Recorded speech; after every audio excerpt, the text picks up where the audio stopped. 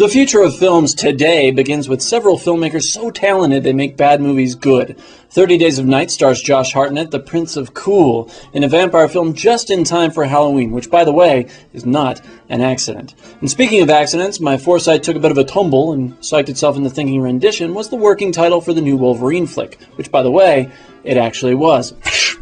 Look at that. Also out this week, a list of things we lost in the fire. Let's have a look at them. The desire to see Halle Berry in anything other than her birthday suit, the $8 it cost to see this movie, and the bad impression we walked into the theater with. And if that weren't enough, here's a list of things we did not lose in the fire. Our love for Jennifer Connelly, Joaquin Phoenix, or Mark Ruffalo, and the desire to see more bad shit happening on Reservation Road. Jack Skellington returns in tantalizing, spellbinding, and spooky 3D this weekend, for those psychic enough to know what movie I'm talking about. Ben Affleck releases home video of his kid brother, and that one time he was a detective looking for a missing girl. They're from Boston. Kids do cool shit there, apparently. For a laugh, Tom Brady welcomes back Kata and brings you the comebacks, which makes fun of inspirational sports movies. There you go, we won the game. Fantastic. And Jim thought he was the only one. If you predict the underdogs winning the big game at the end, you're probably not a psychic, and you're probably a redneck.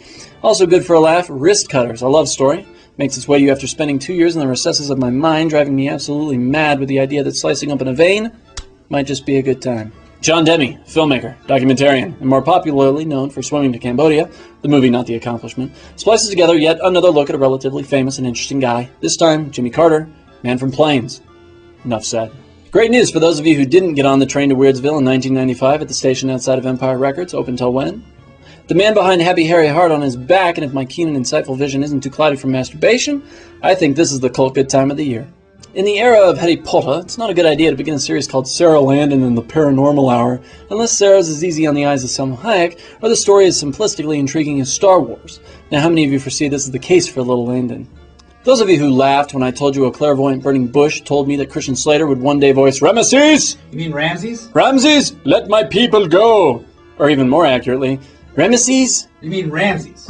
Ramses, let my people go. I'm Christian Slater, I'm serious. It's a pretty good Slater, isn't it? It's a great Slater. How about you just tell him about the movie? It's the Ten Commandments. We'll flash a picture on the screen like we always do. You think there's another Ramesses movie out there? Ramses? Think there's another Ramsey movie out there? No. And finally, Oh Jerusalem is the goofball slapstick comedy about a boy called Jerusalem. A boy who's always getting into trouble and stealing old next-door neighbor Shirley's rhubarb pies. Oh Jerusalem. It's all this week. I'm Charlie Baker, Blip.tv's Cinema Psychic, and take his advice on a dark and stormy night.